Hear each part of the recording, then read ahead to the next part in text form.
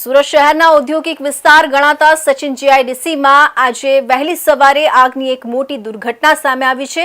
સચિન વિસ્તારમાં આવેલી હોજીવાલા ઇન્ડસ્ટ્રીઝની ગોપી knitting textile ફેક્ટરીમાં અચાનક ભીષણ આગ ફાટી નીકળતા સમગ્ર વિસ્તારમાં ધુમાડાના ગોટે ગોટા જોવા મળ્યા હતા। ઘટનાની ગંભીરતાને જોતા ફાયર વિભાગ દ્વારા મેજર કોલ જાહેર કરવામાં આવ્યો છે। સચિન હોજીવાલા ઇન્ડસ્ટ્રીમાં આવેલી ગોપી નીટિંગ નામની ફેક્ટરીમાં આગ લાગી હતી। આ ફેક્ટરીમાં નાયલોન ટેક્સટાઇલ કાપડ બનાવવાનું કામ કરવામાં આવે છે। કાપડનો જથ્થો અને નાયલોન મટીરીયલ હોવાને કારણે આગે જોતજોતામાં રૌદ્ર સ્વરૂપ ધારણ કરી લીધું હતું અને આખી ફેક્ટરીને ઝપેટમાં લઈ લીધી હતી। આગની જાણ થતાં જ સ્થાનિક લોકો અને ફેક્ટરીના કર્મચારીઓમાં નાસભાગ મચી ગઈ હતી। તુરંત જ સુરત ફાયર વિભાગને જાણ કરવામાં આવતા Surat main fire station, Sachin GIDC અને હોજીવાલા ફાયરની ટીમો તાત્કાલિક ઘટના સ્થળે દોડી ગઈ હતી। ડઝનથી વધુ ફાયર ટેન્કરો દ્વારા પાણીનો મારો ચલાવી આગ પર કાબૂ મેળવવાનો પ્રયાસ કરવામાં આવી રહ્યો છે। આગ વધુ ન ફેલાય તે માટે આસપાસની ફેક્ટરીઓમાં પણ સાવચેતીના પગલાં લેવામાં આવ્યા છે। આગનું કારણ હજુ સુધી અકબંધ છે।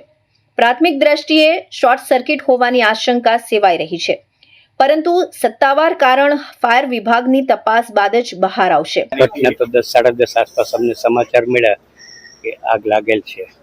એ દરમિયાન અમે પહોંચ્યા। એ દરમિયાન સચિન પોલીસ, હોજીવાલા પોલીસ સ્ટેશનના અમલદાર શ્રી તેમજ ફાયર બ્રિગેડે ખૂબ જ પ્રશંસનીય કામગીરી કરી આગને કાબુ લેવા માટે ખૂબ જ સારા પ્રયત્નો કરેલ છે, જેને અમે અમારી ફેક્ટરી વતી તેમજ અમારા પરિવાર વતી અમે ખૂબ જ એમને અભિનંદન અને પ્રશંસા કરીએ છીએ। ફેક્ટરીમાં આગ લાગી ત્યારે કોઈ શ્રમિકો કોઈ પણ જાતની કેટલી કૃપા છે ઉપરવાળાની, કોઈ પણ જાતના અંદર માણસ હતા ને કોઈ પણ જાતની જાનહાની પણ નથી।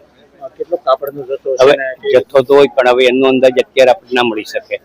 ફાઇનલ એસેસમેન્ટ થાય ત્યારે આપણે જોઈ શકીએ અને મેળવી શકીએ। સદનસીબે અત્યાર સુધી કોઈ જાનહાનિના સમાચાર પ્રાપ્ત થયા નથી, પરંતુ ફેક્ટરીમાં રહેલો કાપડનો લાખો રૂપિયાનો જથ્થો બળીને ખાખ થઈ ગયો હોવાનું મનાય છે। હાલમાં ફાયર વિભાગની ટીમ દ્વારા કામગીરી અને આગને સંપૂર્ણપણે ઓલવવા માટે ભારે જહેમત ઉઠાવવામાં આવી રહી છે।